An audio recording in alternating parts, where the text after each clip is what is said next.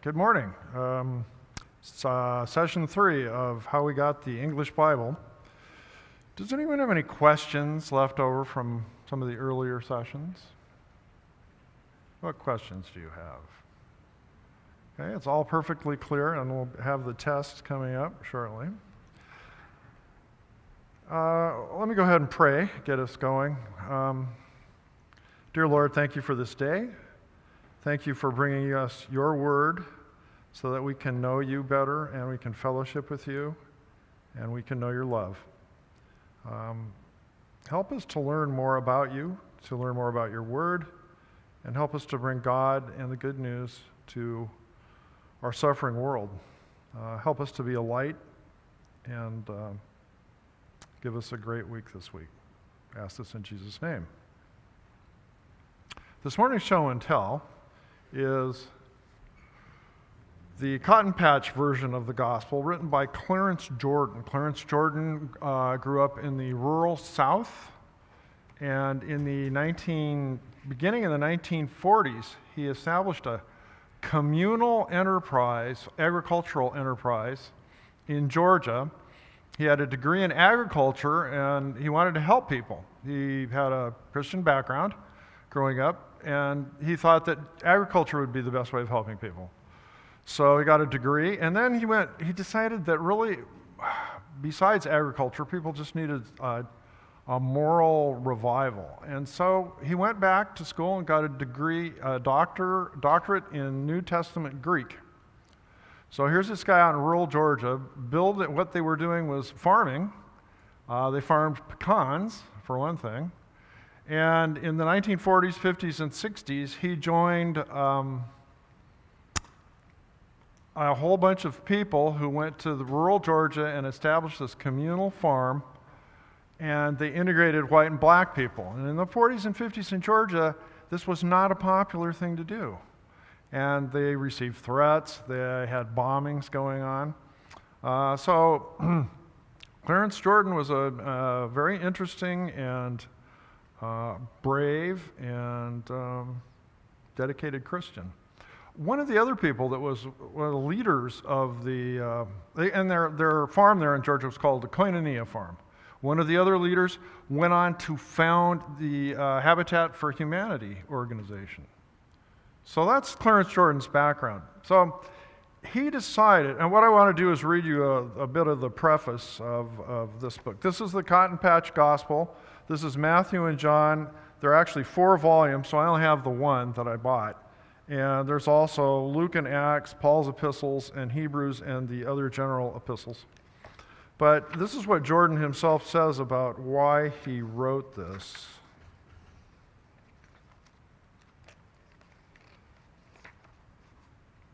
The purpose of the Cotton Patch approach to the Scriptures is to help the modern reader have the same sense of participation in them which the early Christians must have had.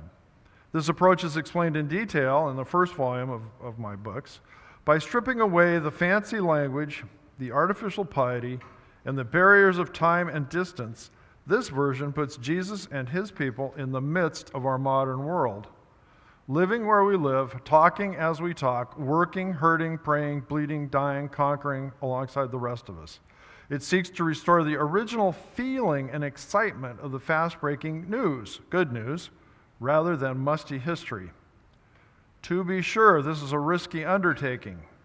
For one thing, it simply can't be done with absolute accuracy. Matching present-day people, groups, and settings with their biblical counterparts involves a good bit of guesswork and subjective interpretation, mingled with the best knowledge one has of both the modern and ancient situation. For example, I have paired the Pharisees with church members and the scribes with theologians and seminary professors. This may pinch and may well be challenged.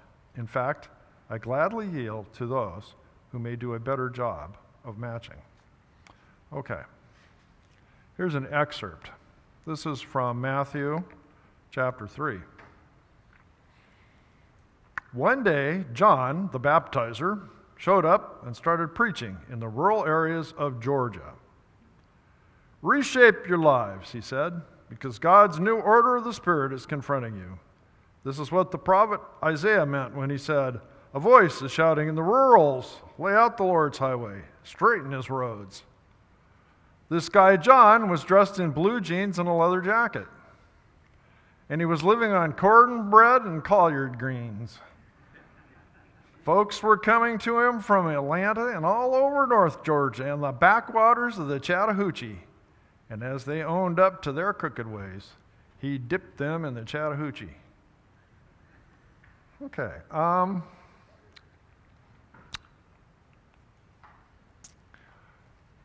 First session, we looked at this scripture.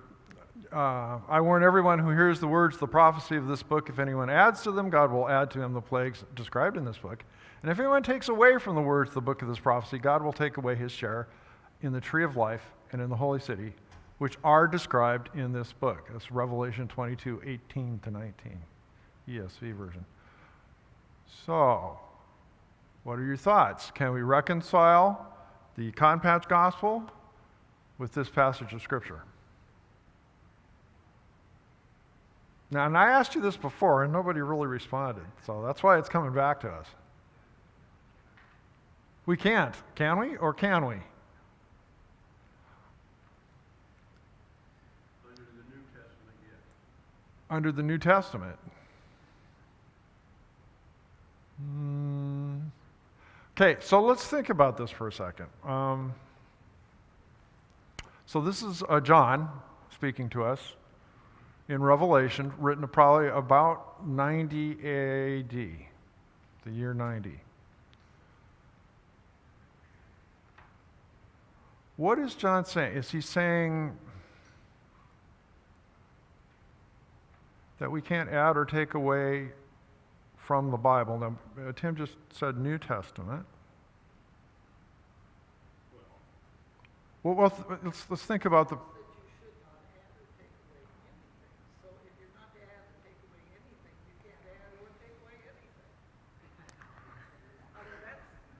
So every translation is what? What every translation is interpretation. So unless you speak Greek or Hebrew, you can't know what the original says. In fact, do we have manuscripts? Do we have the original manuscripts? No. We go back close, really close. Remember, we got back with the Ryland's papyrus, very close. But not there. As far as we know, we don't have any original manuscripts. Yes? I don't want to be a heretic, but I think he's talking about primary meaning. Okay. You're taking away the foundational meaning of what I said, or you're adding to that. Right. So would you consider, I agree with you, Bill. So would you consider this in that vein? Yeah. I would too. I mean, the Chattahoochee is not the Jordan, guys.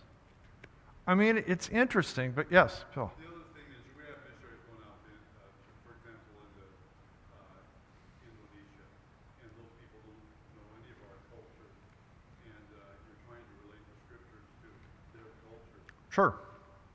Absolutely. So I don't know if I said this example before, but when the first missionary showed up in Greenland, I think the 16th, 17th century, Danish missionaries, the native population there had no familiarity with, European culture. So they were trying to translate the Lord's Prayer, and this particular phrase, "Give us this day our daily bread." Well, the natives in Greenland had no concept of bread, simply didn't know what it was. No concept of wheat and no concept of bread. So the way the missionaries translated that was, "Give us this day our daily harbor seal," which is what they ate. Harbor seals all the time. Is that allowed? What do you think? Harbor seal is never, yes, Mina. Well, I think if the meaning is what the constant sustenance is for the people of the foundation. Yeah, I think so. I think so too. So the meaning, they were definitely hard at work trying to translate the meaning to the meaning that would be, these people would understand and comprehend. But the cotton patch goes way beyond that, I think. Let me say one more thing about this passage from John. When was John writing?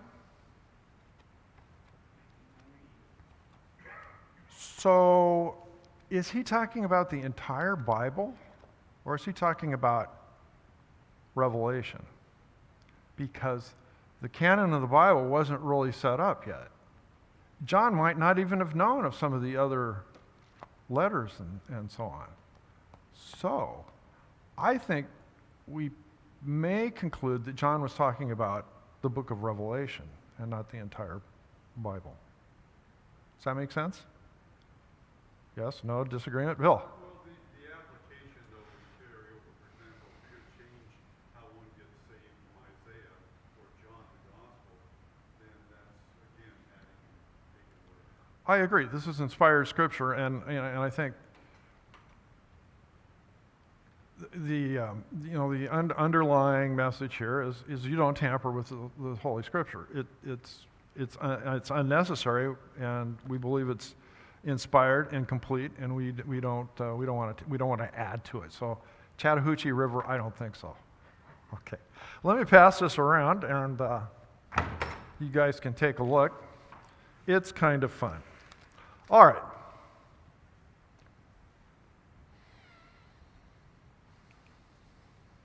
Brain teaser. So the Septuagint was a Latin translation of the Hebrew Bible, Greek translation of the Hebrew Bible, Latin translation of the Greek Bible. I'll take a show of hands. Yes. B, a Greek translation of the Hebrew Bible. You are correct. Give yourself an enormous pat on the back. And okay, that's not really what I was looking for in this class, but hey, I'll take it. I mean, what do you know? The Septuagint was written in Jerusalem, Corinth, or Alexandria. I think John, someone? It was written in Alexandria, Egypt. Remember I said this was kind of a strange thing because you have a Greek translation of the Hebrew Scriptures written in Egypt, and it's got a Latin name. Remember this? The Septuagint is very important. I mean, it was written around 200 BC.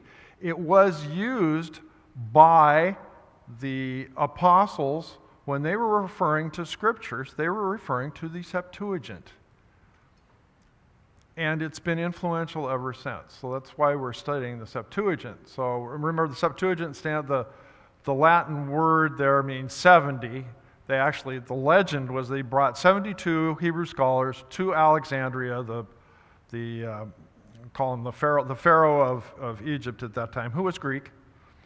Wanted in his library, he wanted the Torah, he wanted the Greek scriptures, the Hebrew scriptures. So they translated it. So that's what was used. Now the Septuagint was used by the early Christian church and was used by there was this dispersal of Jewish people all over the ancient Roman world. They used it because they couldn't speak Hebrew. I mean, the Jews outside of Israel started to learn and use the languages of the other countries. They couldn't speak Hebrew. They used Greek. All right. Questions on that? Because, yes? You sort of alluded to it as well. Some of the New Testament writers use the Septuagint in translating the Adam verses from the Old Testament out of the Septuagint into the writing. Yes. So the Septuagint is in the New Testament. Estimates vary of how much the New Testament has quoted the Old Testament. The reason for that is sometimes there's direct quotes, sometimes there's just allusions to things in the Old Testament, or even it's just a word or a phrase from the Old Testament. But it may be as much as 10% of the New Testament is the Old Testament. And it's Septuagint. Okay. The oldest manuscript of the New Testament that we have is the Dewey Codex. No. Codex Vaticanus, Ryland's Papyrus, or the Ketif Hinnom scrolls? C, the Rylands Papyrus. Very good. You get a pat on the back. No, I think he referenced it earlier. Yeah, I think so. Yeah, okay, good. Yes, the Rylands Papyrus. It's in a library. It's in England now. It's a fragment, but it probably dates to right around 100, 125 A.D. How do we date these things? How do we know how old they are? Piece of manuscript. Say it again, John.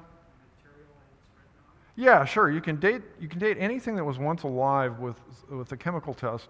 Well, spectrography, radiocarbon dating. I mean, there's a number of different radiocarbon dating techniques. One of them is carbon-14. Carbon-14 can give us, within maybe 50 years, plus or minus, anything that was once alive. So carbon-14 dating is important.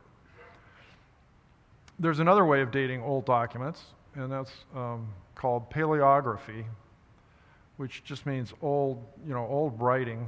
And if you look at the writing styles, and you have enough documents, and you can compare them, and you know approximately when one was written from various sources, then you can get a really good idea of when another one was written. So those are two ways of dating this stuff. All right, Koine, Canadian rock group? Yep, okay. Form of ancient Hebrew, form of ancient Greek. Ancient Greek. Okay, Koine is the Greek that was spoken all over the ancient Greek world, which leads me to this slide. This slide shows what I am calling here the Cradle of Christianity. You can see that the cities that show up here are Ephesus and Philippi and so on. So we're having these people, the Ephesians, Colossians, Galatians, Thessalonians, Corinthians, and Romans. These are all the people that received the early letters.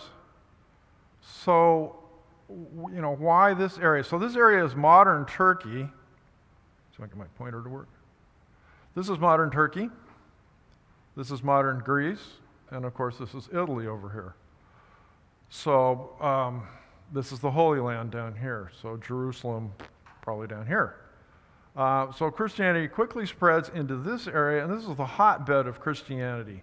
This is where things are really happening, and Christianity spreads from here. But this is where it's incubated, it's nursed in this area.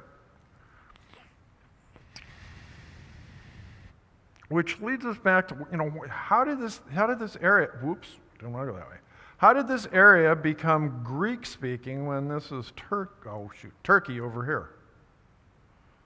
Turkey and down here, these areas were Greek-speaking to some extent. Now, when I say they were Greek-speaking, the elites spoke Greek. The merchants, the traders, the shopkeepers, the artisans almost always spoke Greek. It's kind of like English is today. I mean, if there's any world language, it's English. All airline pilots know basic English.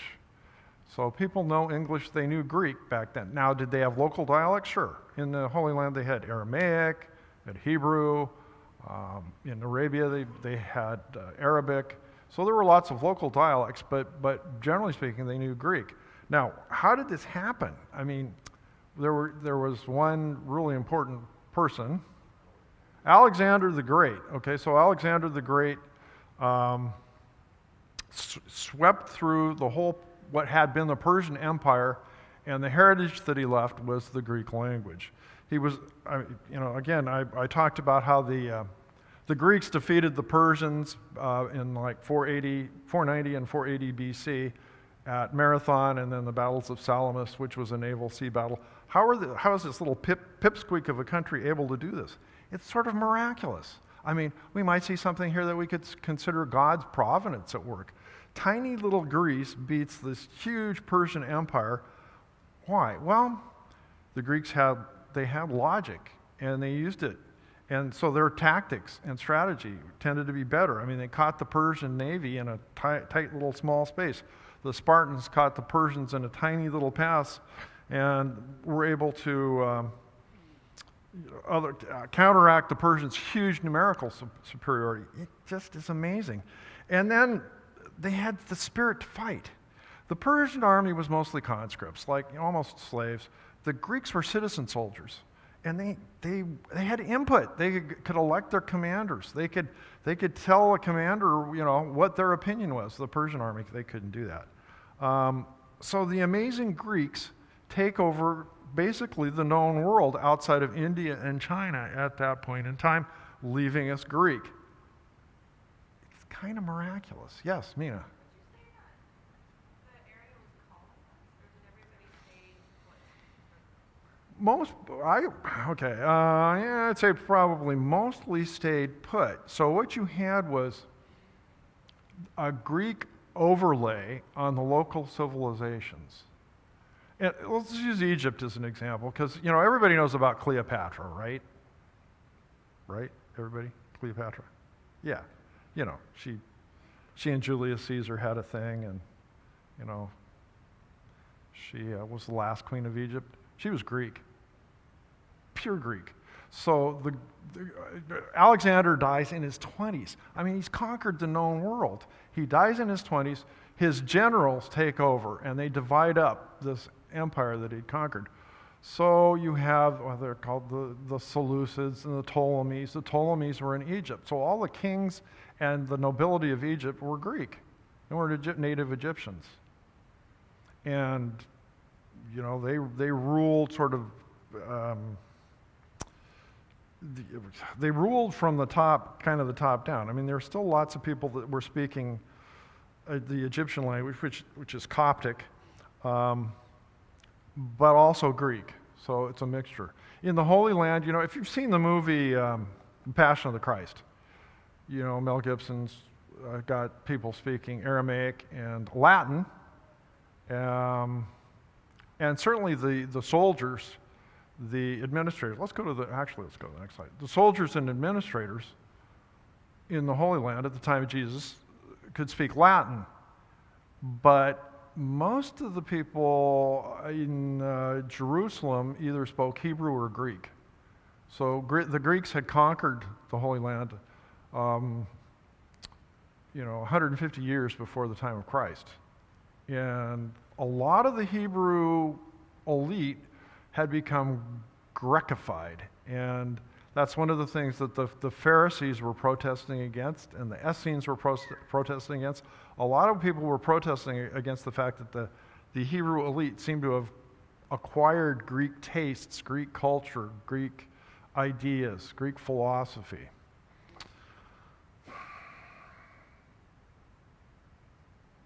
Actually, I want to back up one more slide. And the other person who is of absolutely crucial importance was Paul. Paul was a Roman citizen. He could speak Greek, and that's an advantage that basically none of the other apostles had. So Paul could take advantage of this Greek, call it cradle of civilization, and get to all these places. By the way, if you look at this map, how did Paul get around mostly? I mean, he's going to sail from place to place to place. I mean, it's going to be a lot quicker to get from Ephesus to Corinth by sailing across the water there than it is to walk up, going across and around. So he had that going for him. Now, the Mediterranean there, by the time of Christ, was, the Romans like to call it the Roman lake, because they had, we're going to see this in just a second. Actually, we'll go to the next slide. Nope, next slide. Roman lake. They had conquered all the territory around the Mediterranean Sea, and they'd swept it from pirates. Now, there had been a lot of pirates and other people that had made travel across the Mediterranean Sea very dangerous and difficult. By the time Paul is doing it, it's a fairly easy thing to do. The other advantage he had was, roads, the Roman roads. So without the Roman roads, without the Roman control of the sea, without this Roman Empire, it's very difficult to see Christianity spreading very fast. It just probably wouldn't have. And there is one advantage that Paul had that I left out of the equation of being a Roman citizen. Roman citizens could not be crucified unless they were guilty of treason. So Paul had that particular protection going for him.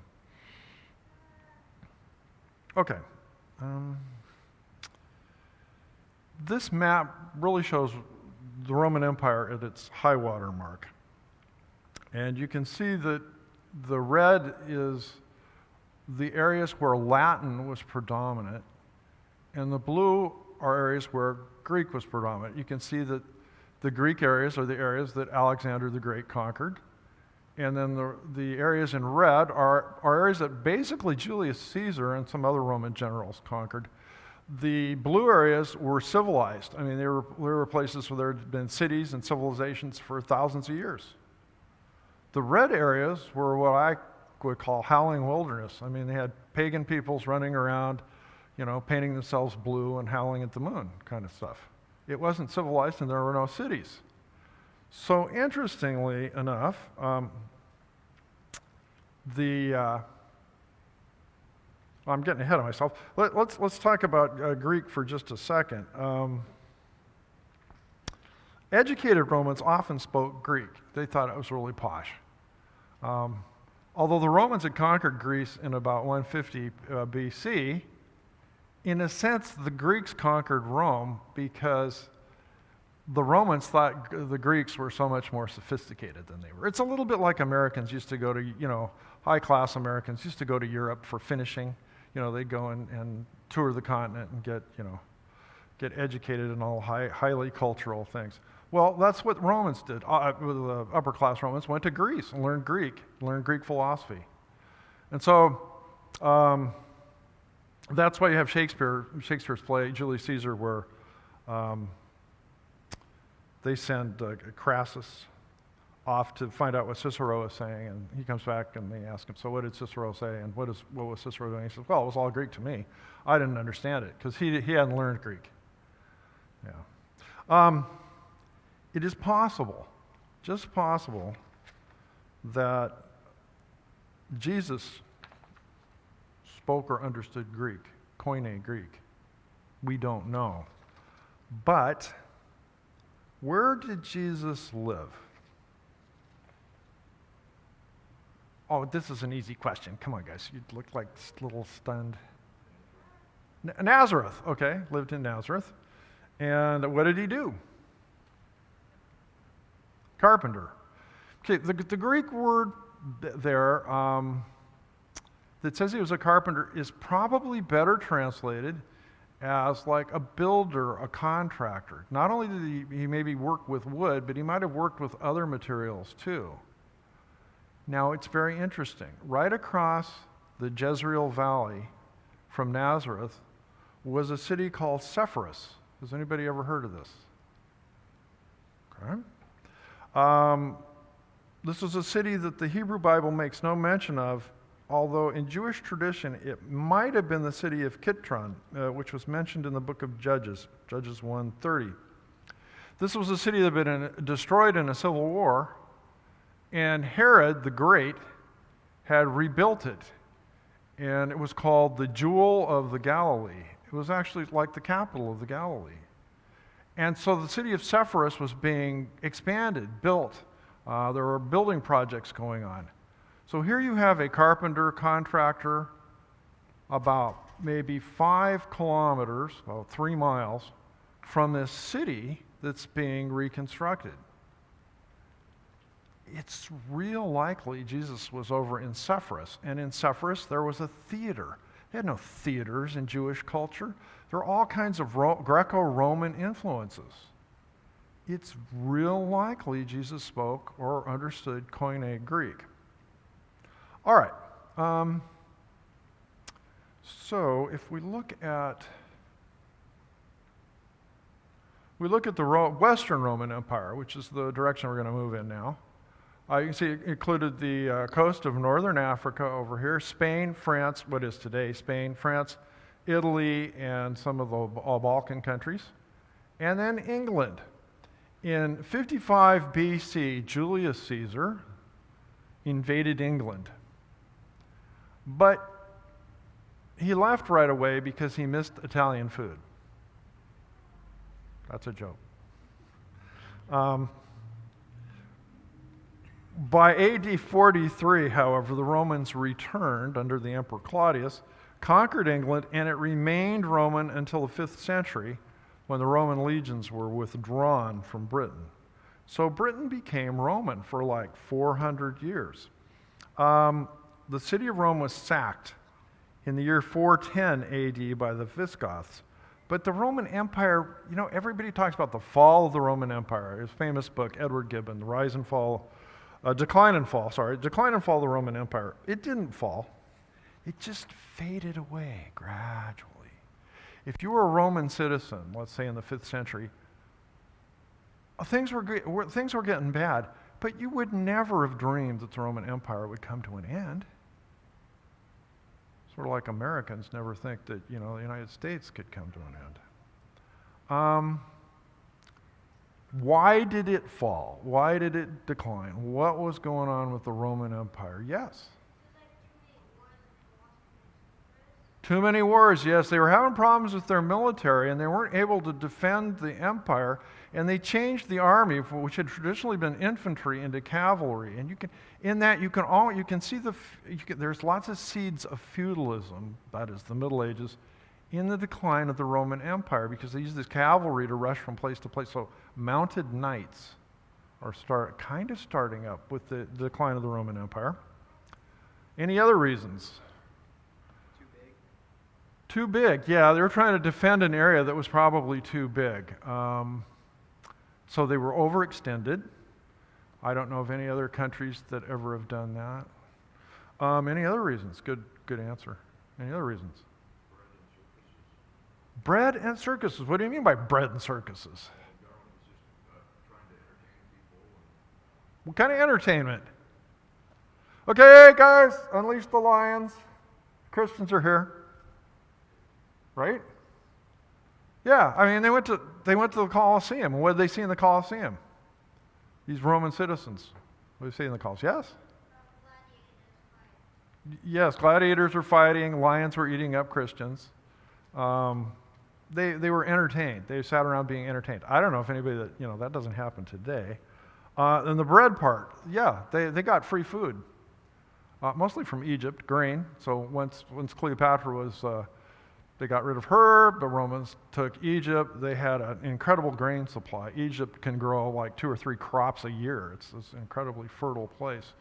So they had a guaranteed dole of grain, and they get to go to see the circus. Almost every Roman city had some sort of, they had theaters, and then they had what you call them, racing tracks, I suppose, chariot races. They had things like the Colosseum with gladiatorial combats, which were evil, right? I mean, watching people die to entertain yourself.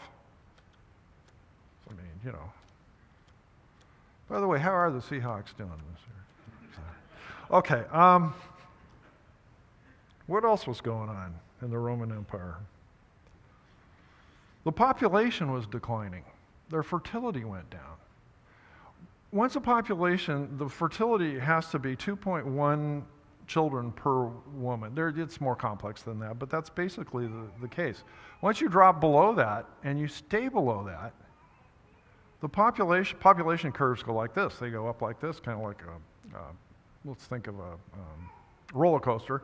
They hit the top, they plateau, like that. So the Roman population was declining. Almost any country or culture that has a declining population is in deep trouble. So good. Their traditional religions. I mean, they had a traditional pantheon of gods and goddesses. They were being replaced by Eastern cults. There was the Egyptian cult of Isis. There was a Middle Eastern cult of Mithra. And there was this strange Christianity stuff also coming around. But they lost their traditional values. Their economy was failing. The production of wine and olive oil, which had been the fundamental foundation of the Roman economy, was declining, and it was moving out of the Italian heartland of Rome to other areas. Military service was down. The borders tended to be open. Oh, nobody's ever heard that one, have they? Open borders. Barbarians were coming in. Now, were the barbarians coming in to destroy Rome? No. I think of it as they were like little kids. They saw the toy store, and in the window there were all these wonderful toys. They wanted them. Their little noses were pressed against the glass. They wanted in, not to destroy it, but to benefit from it. But in the process of open borders, it seems that you get lots of problems, because you're going to have disruptions. You're going to have some people that are going to be taking things because they can, and so on and so forth. Civic virtues were waning. Folks wouldn't serve in the civic offices. They didn't have the mayor and the dog catcher and everybody else. People just wouldn't serve. And then COVID struck. No, I mean plagues. They had plagues that took the population down. In the end, in my opinion, and again, this is one of the most debated questions of history, but in the end, I think the Romans simply lost the will to defend their culture and their civilization. The barbarians, there weren't that many, relatively speaking. I mean, it's really hard to know numbers for ancient, armies, battles, and things like that, but barbarians came in, sacked Rome. There weren't that many of them. The Romans simply didn't have the will to defend themselves.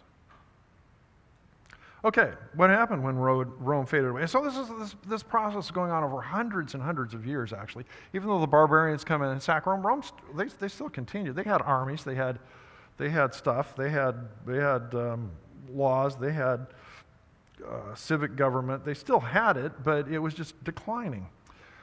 But what happens after Rome fades? Let's say Rome is the real impact of the Roman Empire is gone by the 6th century or so.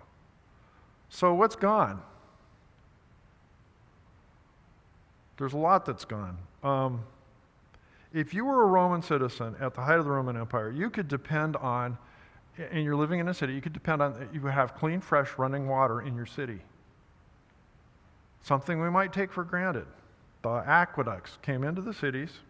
They had sewers. Probably wasn't the first thing you thought of when you got up this morning. Gosh, I'm glad I have good sewers. But you know what? It's important. If you don't have sewers and you go out in the street, what do you find? Yuck. Okay. They had public toilets. Same idea. They had baths. Even average, common people had enough money because the baths were cheap. There were baths all over Rome. There were, 40 or 50 different baths in the city of Rome itself. You could go into the baths and not only take a nice warm bath, and there were cold baths, but it was a recreational area too. So it's where you went to, sit and or play games, or you could wrestle or things like that. They had baths. They had cheap or free food. And they had roads, and safe roads, and good roads that you could get around the empire quickly. When Rome faded, all that is gone for 1,000 years. And things like, places that had been civilized with roads revert to forests, and they're inhabited with wolves and things like that. It was a total collapse of civilization, ultimately. And it didn't happen fast, but it did happen. And yes?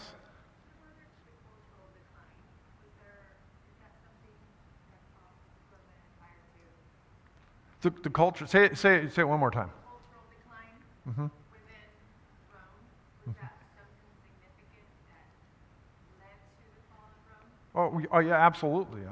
So the question is, did the cultural decline lead to the collapse of the empire? Yes, I think I think empires are, again, they lost their will to be Roman even. I mean, they became very cosmopolitan, which is nice, but they just weren't willing to get out there and do anything. I mean, many of the people had left the countryside to get into the cities, to get to free food. And that was one of the reasons the economy was collapsing. We could go on a whole thing about slavery. We don't have time to do that. But that's another issue that they had. Slave economies are very inefficient.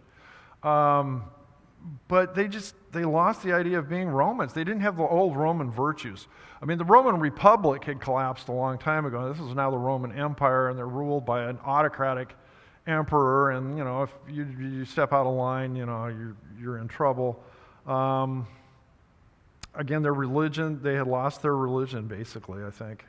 And so, yeah, they were desperately in cultural decline, and that led to the collapse, in my opinion. I mean, you'll get other historians that have, different opinions, but. Okay, so material existence just drops off. I mean, you don't want to live as a medieval peasant, probably, a whole lot. But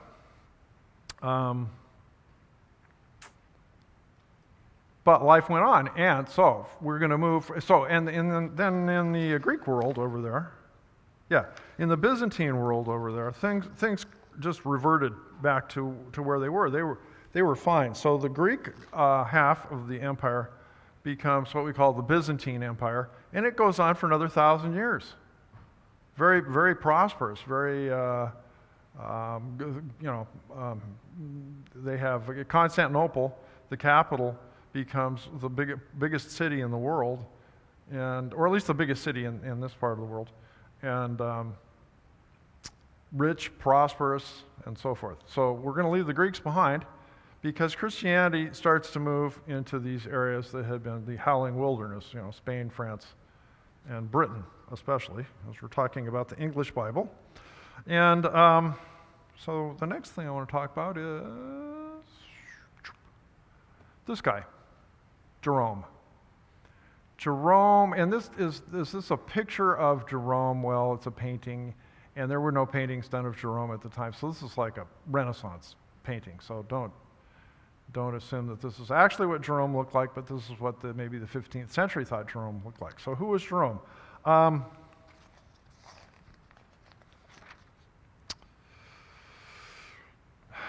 In early Christianity, and we're still now in the Roman Empire before it collapsed, Bible texts were often read aloud in Greek, and then they were just translated on the fly. So you had people in the congregation who knew Greek, and you had people whose principal language was Latin. And all the scriptures were originally in Greek, so they started reading them out in these church gatherings, and then people would translate them into Latin, usually badly because they were doing it on the fly. And then they were written down. So by the 4th century, that would be 300 to 399, by the 4th century, there were all these Latin texts that were out there that were pretty poorly done. And in 382 AD, the Pope was really upset by this, so he commissioned a man whose name was Eusebius Hieronymus, fortunately known to history as Jerome, so we don't have to say Eusebius Hieronymus, to produce a standardized version of the Latin text. So Jerome was born in a city called Stridon, which was in Croatia, in 347. He died in Bethlehem in 419. He was born a pagan, but he converted to Christianity. He eventually became a priest, and he lived as a hermit for a number of years. He was educated in classic literature, grammar, philosophy. He knew Latin and Greek, and he later learned Hebrew.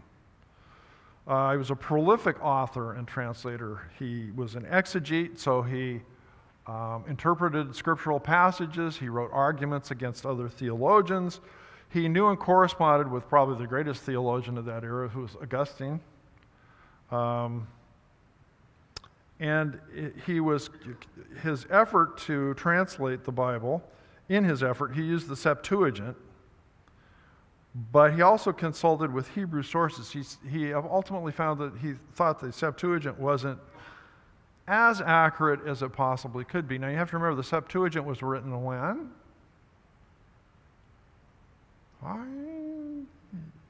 Say it again? Yeah, 2 to 300 BC. This is now 300 AD. It's been 600 years. It's a long time. And the Septuagint might not have been the most accurate translation. There's some good things and some bad things about it, but it was these Hebrew scholars, remember, in Alexandria, Egypt, who translated it for basically the expatriate Hebrews that were scattered around, but was also used by the Jews in Judea. But then after it had become the Christian text, the Jews in Judea decided, we're not really sure we want to use the Christian version of our Bible. So they came up with another version that it's called the Masoretic Text. And they had these scribes that were dedicated. They dedicated their lives to preserving and copying the Hebrew Scriptures. And so you have these two sort of competing versions of the Hebrew Scriptures. And so it's a little bit difficult for somebody that's translating to know what's what. And by the way, I mentioned this before. The Septuagint includes the books that we consider to be apocryphal, which is ironic because the Hebrews, the Masoretic scribes, didn't include those books. So we've got these Hebrew books of the Bible that were written probably between 400 or 500 AD in the time of Christ that are incorporated into some of the Christian Bibles, but then the Jews don't use that anymore, which is interesting. All right. So Jerome, his task was to translate the Bible from Greek and Hebrew and into Latin, and he did that in stages from 383 to 405 AD. So he would work on that. He would work on some of the other things he was writing and translating. This is a statement by Jerome, addressed to the Pope Damasus, in the year 383. You urge me to revise the old Latin version, and as it were, to sit in judgment on the copies of the Scriptures, which are now scattered throughout the whole world. And inasmuch as they differ from one another, you would have me decide which of them agree with the Greek original.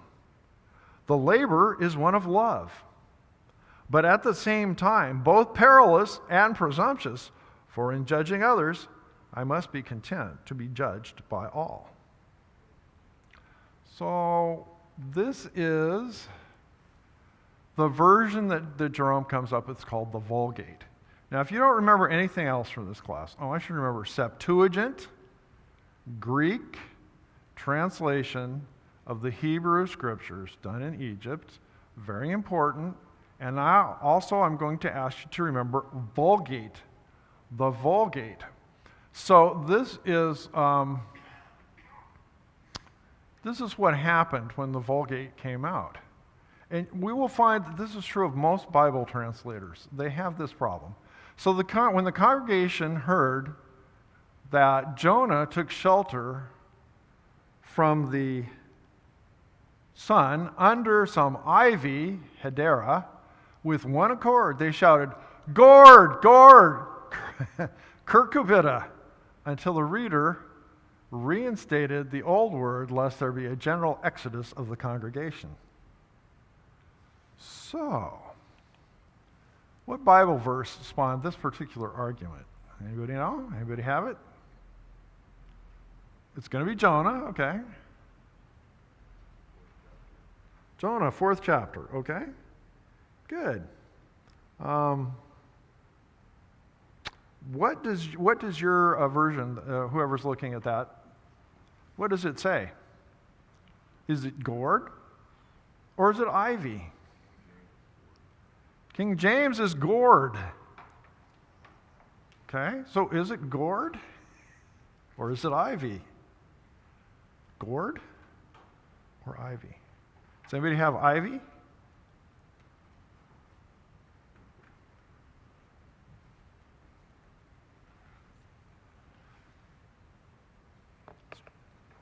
So this is a good illustration of the difficulty of translation.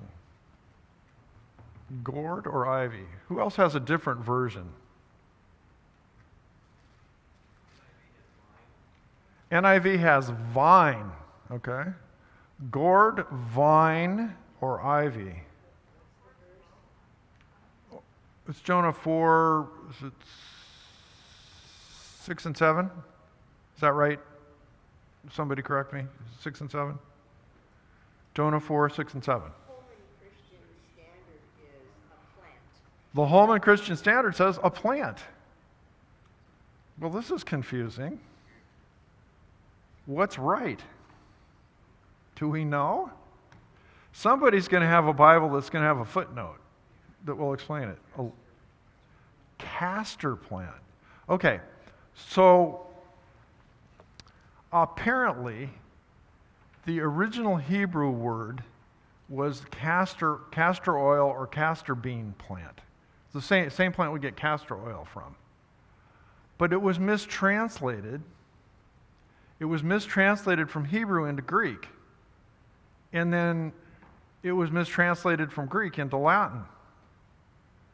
So it almost certainly is the castor oil plant, but almost every Bible is going to have gourd, plant, vine, or ivy. So you can see the problem. People were used to ivy, so what did they do? They started chanting gourd, gourd. So what I think this says to us is that the biggest thing that unites Christians is the Bible, and the biggest thing that divides Christians is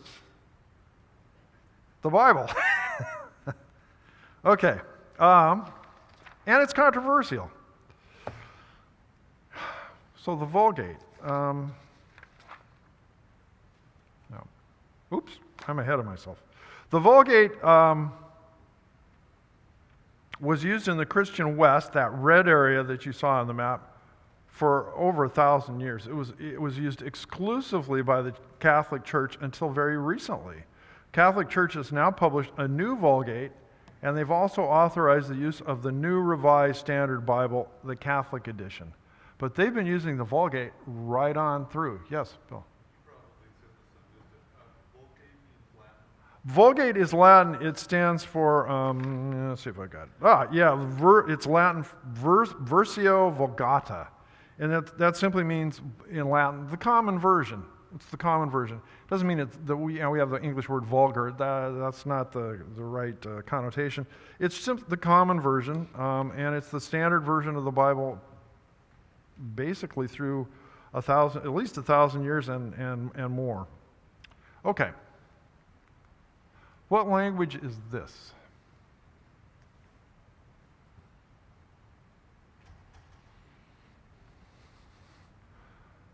Solflis on them. What looks like a P there, you pronounce th. Solflis on them. Dagam vas. Geworden gebot. What language is that?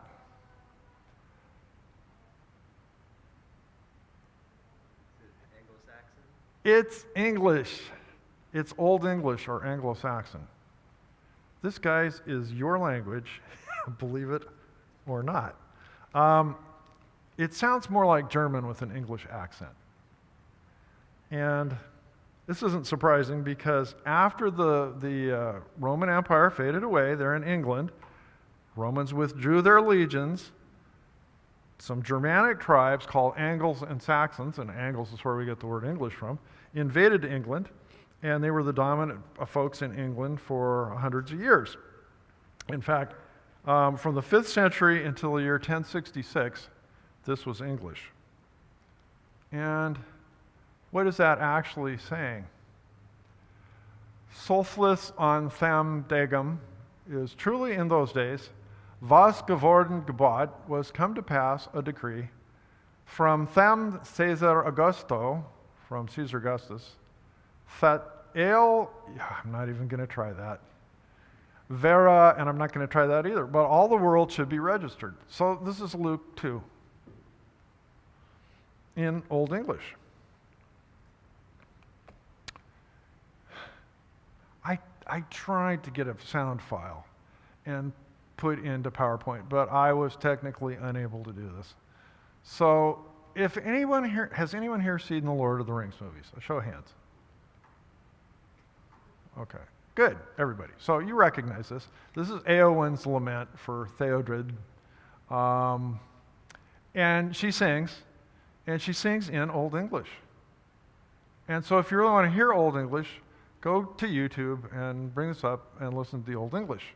And that translates as, an evil death has set forth the noble warrior. You can sort of see it here. Forth, the word forth is the same, and onsended is set. Sent, set forth, onsended. You can sort of see that there's a precursor to English there. Okay. It is interesting to me. I wonder why Eowyn sings in Old English, but she speaks in that sort of palmy BBC received pronunciation, very English on the teleprompter, sort of BBC type English, but she sings in Old English. Who knows? I want to show you now, recently they've discovered a photo of an Anglo-Saxon warrior. And, okay, that's not an Anglo-Saxon warrior. That's actually an abortion rights activist who found out about the recent Supreme Court decision. Okay, here is a page from an Old English manuscript. This dates to the year 1010. It's a partial manuscript. I'm sorry, let me say this. Old English manuscripts of the Bible. This is the Bible. Let's see here. This guy, I don't know if you can see the word, the letters there are N-O-E. And you see the ship down here filled with animals. So this is Noah and the ark. So all Old English manuscripts of the Bible are partial. There are no complete Bibles. They're, mostly things like they would have the Psalms or they would have Proverbs. The Pentateuch or the Gospels were translated, but the complete Bible was not translated in Old English. They were always translated from the Latin, which means they were translated from the Vulgate. Alfred the Great, king of Wessex, and then king of basically Anglo-Saxon, king of Britain in the 9th century, may have translated parts of the Bible himself. Either that or he directed it. And there are actually hundreds of Old English manuscripts. Here's another one. This is called the Vespasian Psalter. It's from the 7th century. And by the way, just as an aside, you can see, I told you that like parchment, vellum, and so on last. I mean, this is from the 7th century. This is not a copy. This is originally from the 7th century. Look how good it looks. Phew. I wish I looked good after 1,000 years. It's illuminated, meaning it's illustrated, and beautifully illustrated. I mean, the illuminations are artwork of extreme genius and value. This is called an Interlinear Bible. So what you actually see here is Latin, in black, in large letters. You can barely make it out, I'm sorry, from the side, but in between the lines, meaning interlinear, is the Anglo-Saxon. Yeah. Okay. What followed Old English? Early Modern English, Old Norse, Middle English, French, all of the above? All of the above, okay. So, but the one that most directly follows is going to be Middle English, we'll see. So, this is not my dog. What I wanted to indicate here is English is sort of a mutt, right? It comes from all different sorts of sources. So, originally there were Celts, and then the Romans came in, so there's Latin. And then you get the Anglo-Saxons that come in. And then the Old Norse is the Vikings came into the north of England, and they influenced the language. And then finally the French invaded, the Norman French invaded in 1066, and they overlay French over the top of English. So it's been estimated English is, maybe 30% Anglo-Saxon, 30% Norman French, 30% everything else. So this is Middle English. So you see Old English on the left side, Middle English on the right side. And what is this? Yeah, it's the Lord's Prayer. So you can actually read the Middle English. It's a little difficult, but you can do it. So, Our Father, that art in heaveness, so that it looks like a U, and the H-E-U-N-E-S is a V sound. Hallowed be thy name. So you can actually read the Middle English, but it is very difficult, or can be very difficult. Okay. So, Dark Ages, Middle Ages. So that's what we've been talking about now since the fall of the Roman Empire. We're in what's called the Dark Ages or Middle Ages, right? Guess what? Nobody ever woke up one sunny Sunday morning in the 12th century and said, "Oh, yeah, what another great day in the Middle Ages." It didn't happen.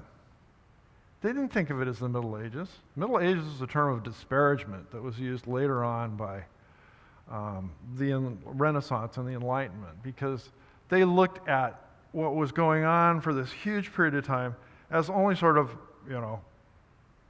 passing time between the great ancient world and now the wonderful Renaissance, which was coming up. And they called it the Middle Ages, like it was dark or something. Look at this building.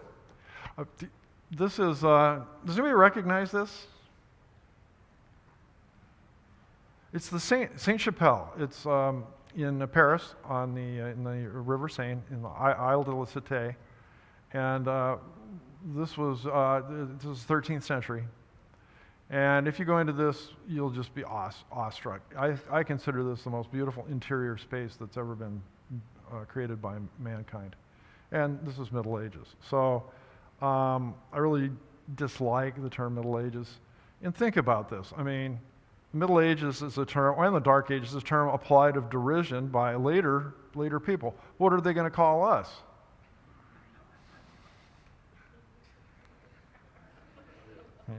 Who knows, right? Yes? So the Vulgate is, Jerome's Latin translation. What did he translate from? He translated partly from the Septuagint for the Old Testament. There were a lot of Greek and Latin manuscripts floating around that he used, and He did both, the Vulgate is both the Old and yes, it is both the Old and New Testaments. There was Origen. Origen was one of the early church fathers who created what's called this is getting a little deep into the weeds. It's called the Hexapla. And it showed the Bible in the same parts of the Bible in 6 different columns in versions of Greek and I think the Septuagint, and I'd have to look this up. And that was very popular and it was used a lot, and I'm pretty sure that Jerome consulted that version. So you could see different interpretations. And when I say different, they're not radically different. They're just, slightly different, like ivy or gourd. But it drives people nuts, right? Oh shoot, we're out of time. We are out of time, so I guess I'm going to have to stop. This is a preview of next week, though. Who was responsible for the production of the first complete English Bible? King James? William Tyndale? Sir Stephen Dewey? John Huss? Erasmus? John Wycliffe? Archbishop William Walker? Oh, Archbishop left. And or William Caxton? Does anybody know? The first complete English Bible. No, it wasn't Tyndale.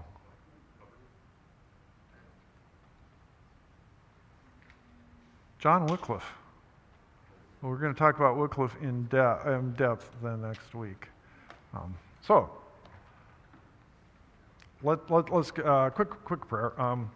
Dear Lord, thank you for this morning. Thank you for the chance to learn more about your word and help us to be able to appreciate the enormous effort that went into translating and transporting the word through time and through the ages. And we just thank you for that, and we just praise your name. Amen.